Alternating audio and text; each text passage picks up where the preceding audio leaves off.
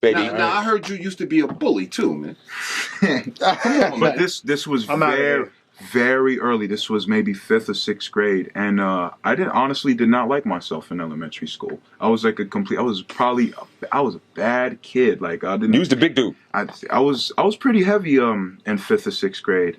And but it was the fact that I was bullied younger. I was bullied around 2nd and 3rd, and then it made me go into the bullying. You got tired of it. But then like late 6th grade, it's like a switch flipped. I was like, yo, why am I like calling like all these people names and saying like the worst things about people when you could just be helping them, help them instead of talk the trash and and say all that all that nonsense, Right. But just help, and spread love more. So and then I just ran with that. WUSB, Big H in the building, in the streets, Yes, TV, sir. Bounce on radio. We here in the building.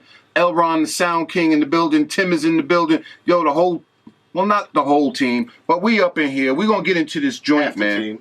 There's some Similac We're going to get downstairs, into though. another Afro joint. We got some Similac downstairs. So everybody on the LIE, I need you to turn your radios up right now. Me, I'm not a huge fan of Cali people because I feel they're very smug and snobbish, and I don't like messing with those people. I love the very humble people. Your In gut Cali, feel. they're definitely not humble people. I mean, there's nice people, but the majority, they're very smug and very snobbish. In Europe, it's all love. Literally, you go to the show, and they're mosh pitting, they're breaking glass, they're jumping on the stage, they're just rocking out with you. In Cali, they just stand there and look at you in the front row with Trying to be hard. with their arms crossed. Trying to be hard.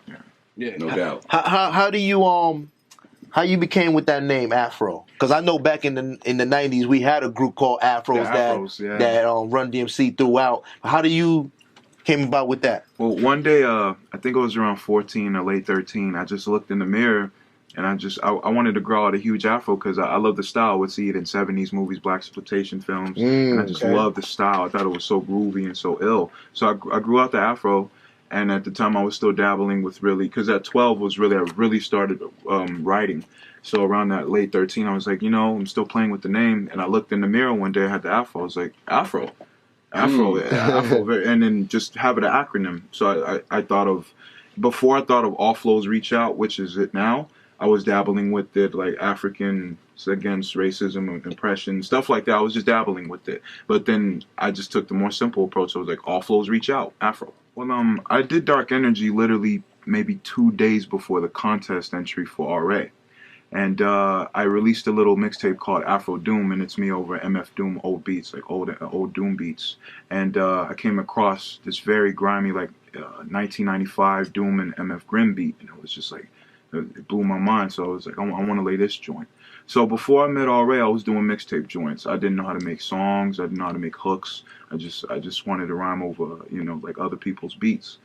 And then, so during that time, I just knocked out maybe like 120 out of a year and a half before I met RA.